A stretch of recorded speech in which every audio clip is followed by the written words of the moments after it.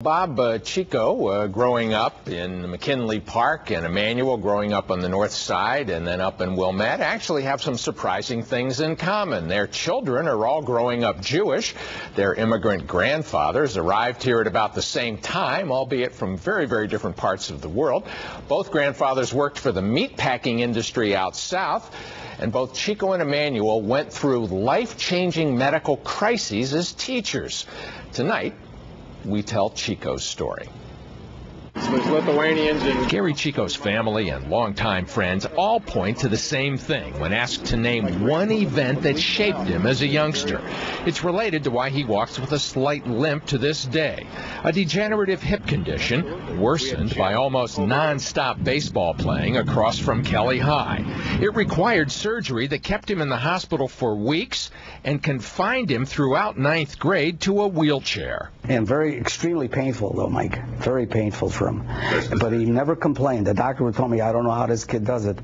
But he was just the type of kid that, put his mind to something, and that's what he would go ahead and do. Though Chico now has several multi-million-dollar homes, he grew up near 33rd and Ashland, not far from the old Union stockyards.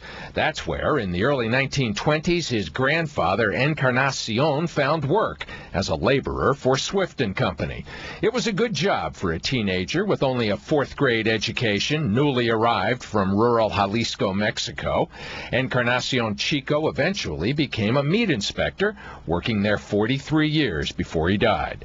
He helped to found Immaculate Heart of Mary Parish after nearby Catholic parishes catering to European immigrants did not welcome Latinos. And my dad and 4 other people built that church, and he got used pews and used altars from other churches that were remodeling. His dad says Chico's the same sort of Latino leader his grandfather was.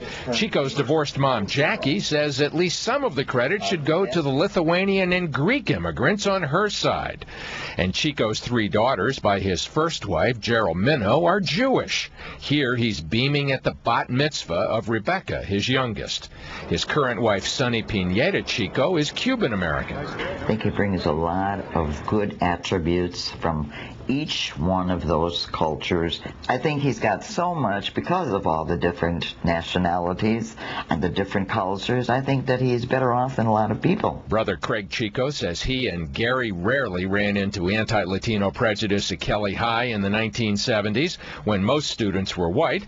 Still, there was the girl that Craig had to date secretly. I had to pick her up from the library 3 blocks from her home because her father didn't like Mexicans, and she said that her father believed all Mexicans were beer drinkers and would get fat. Well, Bob, Gery Chico says that sort of thing happened, but it was rare. He says most of the people that he grew up with on the South Side were open and friendly, including those he found when he knocked on the door to volunteer at the 11th Ward Regular Democratic Headquarters.